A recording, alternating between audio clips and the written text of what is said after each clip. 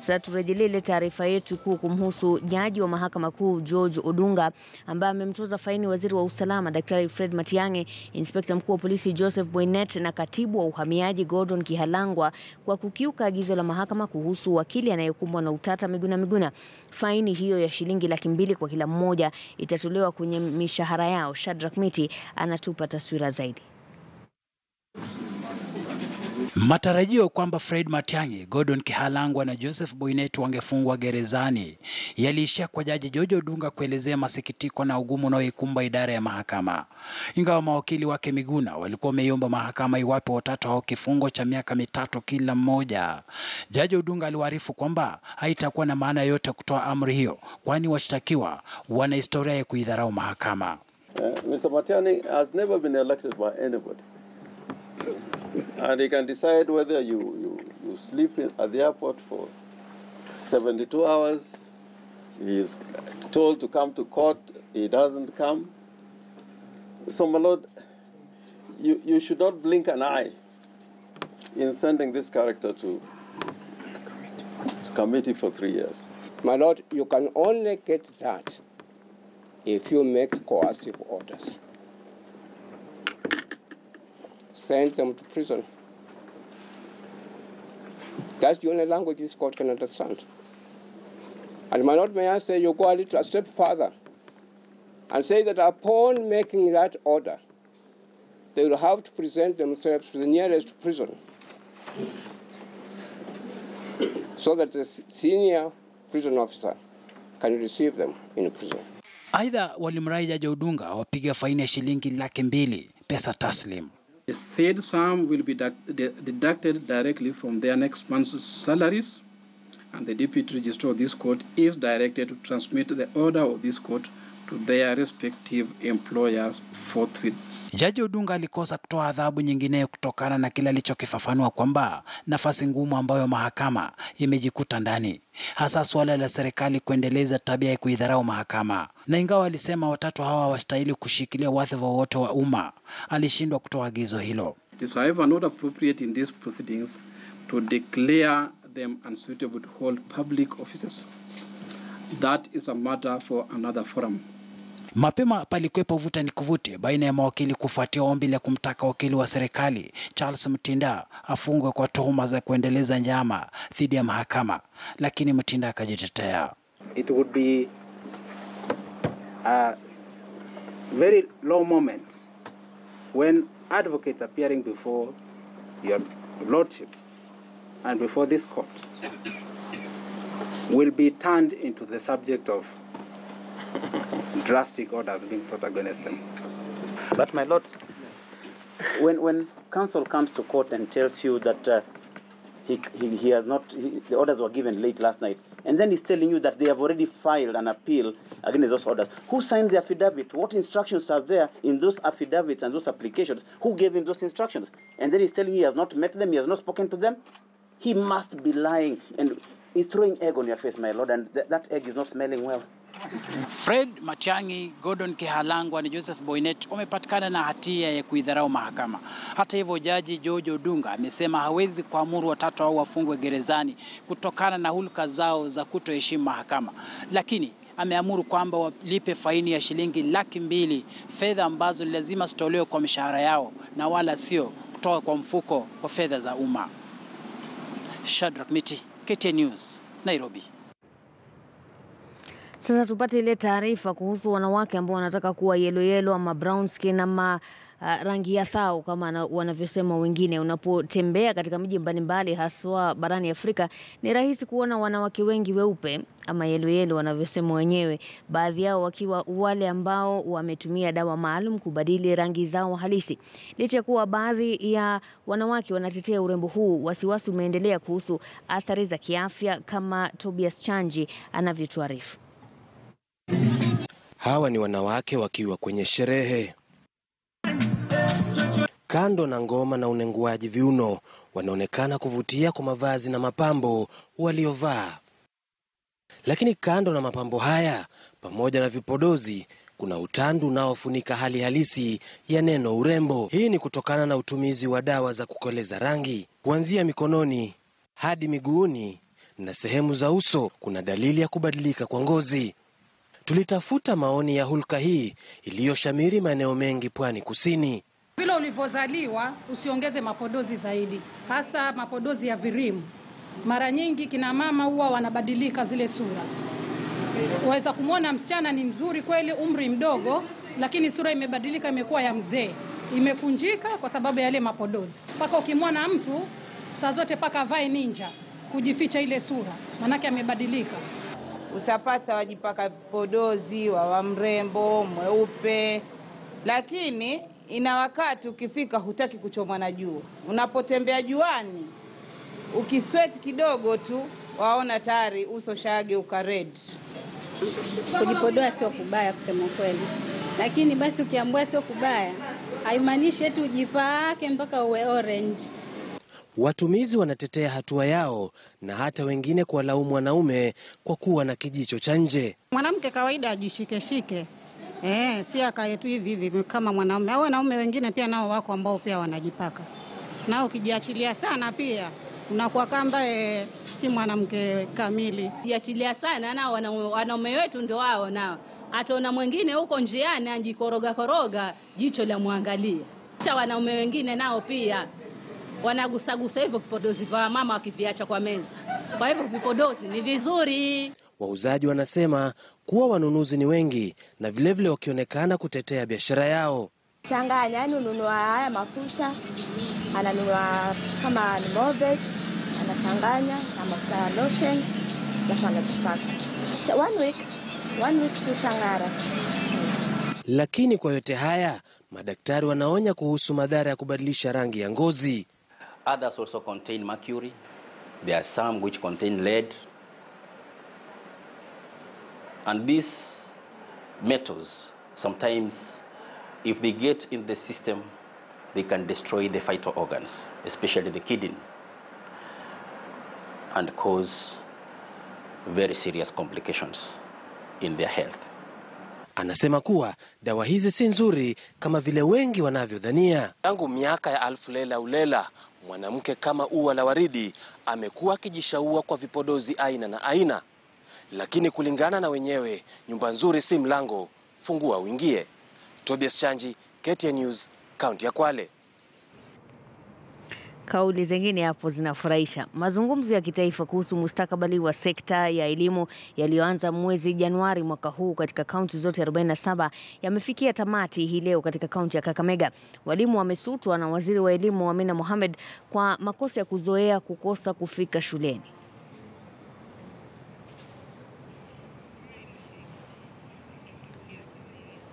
Na Mwili Lusige alikuwa anafuatilia taarifa hiyo kutoka kaunti ya Kakamega.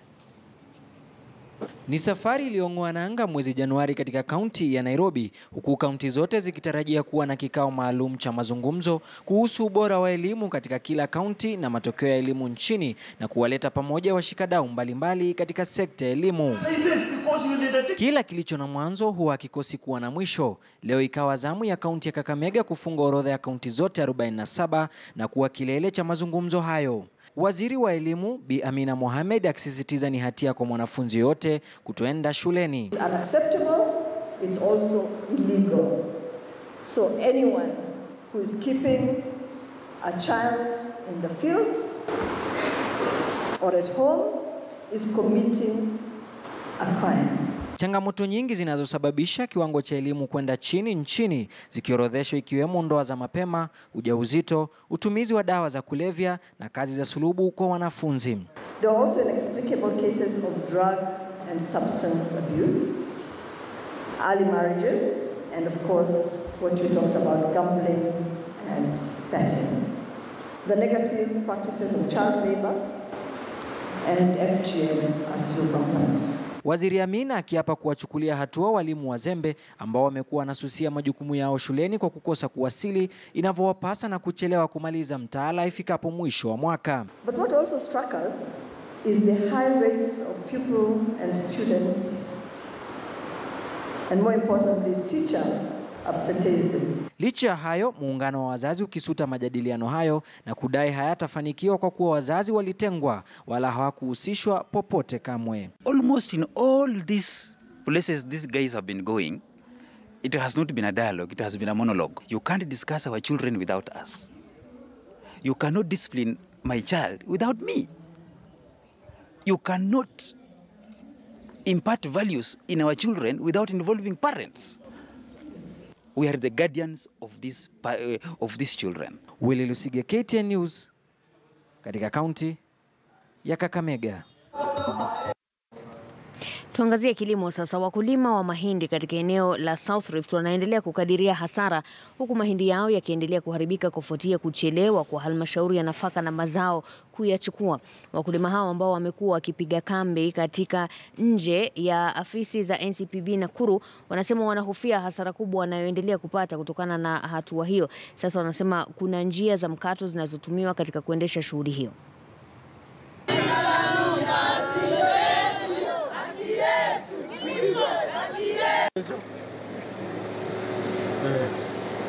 Tukiitwa brokers ama sijui jina gani hizo tunaitwa na tumestop, hakuna watu wanaleta mahindi cereals.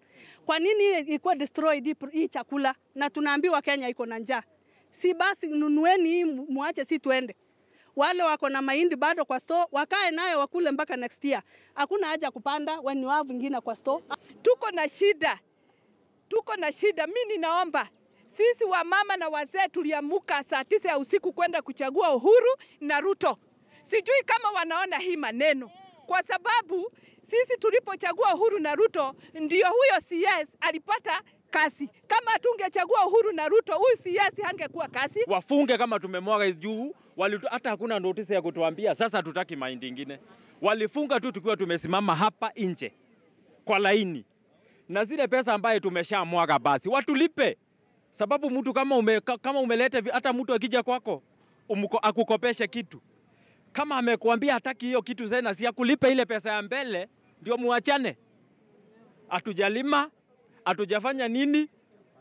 Hatujapanda. Mbegu ndio hiyo hatuna pesa ya kununua.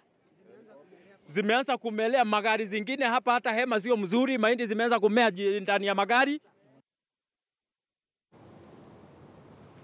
Msichana mwenye umri wa miaka 12 ametuzwa katika wanamitindo kwa talanta zake zinazojumlisha pia kuimba na kutumia ala za muziki.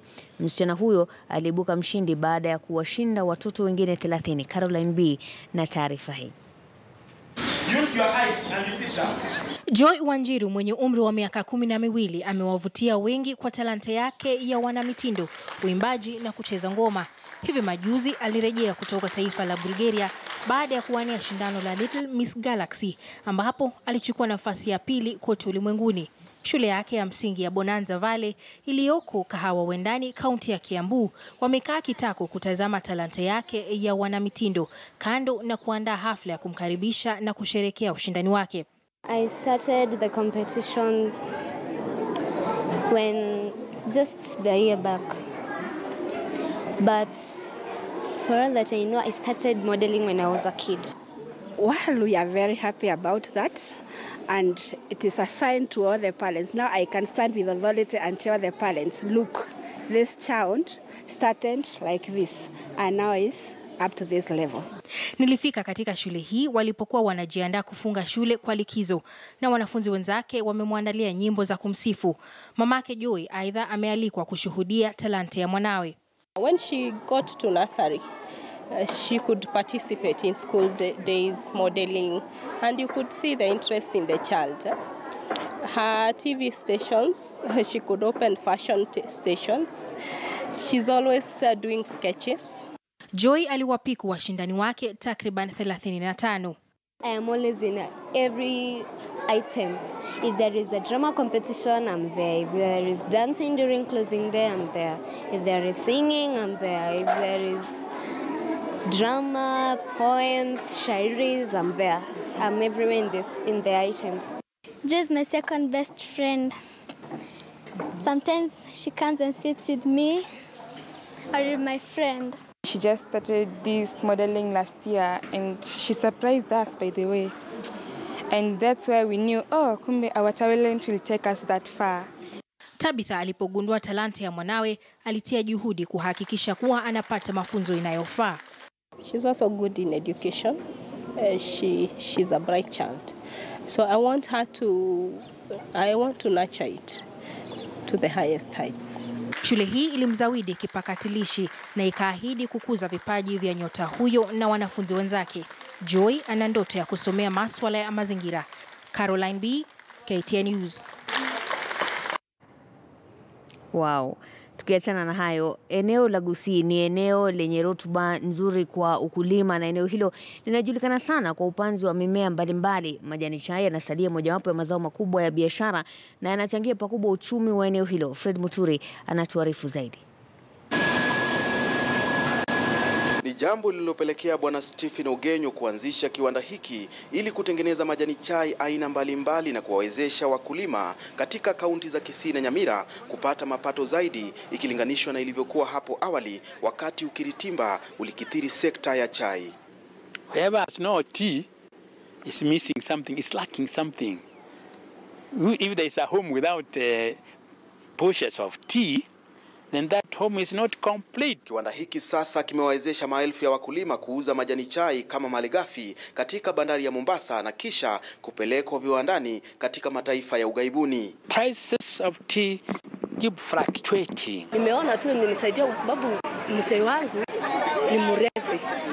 Anapenda tu kukunywa, anaacha na kushughulikia watoto wake sikuru fees. Kilimo hiki cha majani chai kwa miaka na mikaka kimekuwa kitega uchumi katika eneo la Gusii, na huku bei ya mbolea na utunzi wa mmea huu ikisalia kuwa changamoto kwa wakulima. Wakulima wengi sasa wanala kutabasamu, kwani kuwepo kwa viwanda vya kibinafsi kumepelekea wao kupokea pesa zinazofaa na pia kuimarika kwa uwazi katika mapimo ya majani chai. Kwa hii soko nimeona imesaidia watu wengi.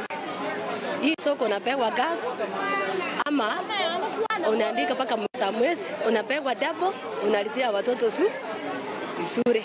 Formerly when we had no second window, farmers wouldn't think that way. But when we have now second window, like me now, there was only KDDA first, but now I've come in. A farmer can take some tea to KDDA, and then if that is not accepted there, he can bring it to me. That's second window. So that makes him have morale of maintaining his crop. Katika sekta hii wenye viwanda wamenunua mashine mpya zinazowapa wakulima ripoti kamili na hivyo mapato zaidi. Hata hivyo sekta hii mbali na wakulima kupokea fedha kutoka kwa mauzo ya ndizi, miwa na kahawa ina changamoto zake. Now, there are challenges left and right, but you face them. Challenges are created by human beings and are solved by human beings. Wakati nasema tunajuna matawi mbili na roho, naona kama inatuumiza kwa sababu wakati unaenda kukatwa unapata mbolea hakuna pesa kwa sababu wamekata ile faida yako. Wakulima wa eneo hili sasa wanafuraha kuwa mapato yameongezeka maradufu, kwani vizuizi dhidi ya biashara hii vilitupiliwa mbali na ukiritimba ukazikwa kwa kaburi la sahau. Utaweza sema niandikise mbolea ndio nakatwa. Usiposema wewe utaenda kujinunulia na kumwagilia chai yako. Imekuwa rahisi, unapata kama kuna wenye hawana pesa unaleta hapa, ili hata hapa kuna faida ya wakati unaleta chai yako hapa unapata faida wakati wa mshahara, pesa iko sawa.